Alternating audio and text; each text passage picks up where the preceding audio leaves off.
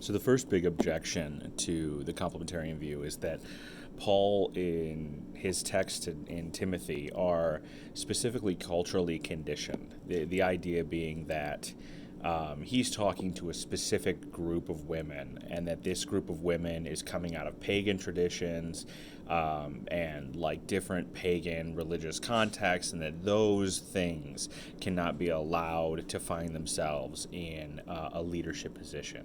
And that this means that Paul is not talking about women in general, that Paul is specifically talking about that group of women at that time period, and that we have to be careful about them being in a position of authority or teaching.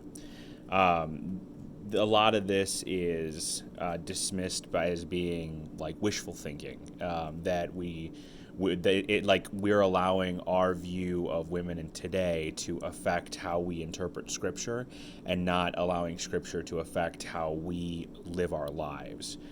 Which is the same answer to the next one, which is women make effective leaders, and there are times when God used them throughout Scripture. So should they not still be allowed?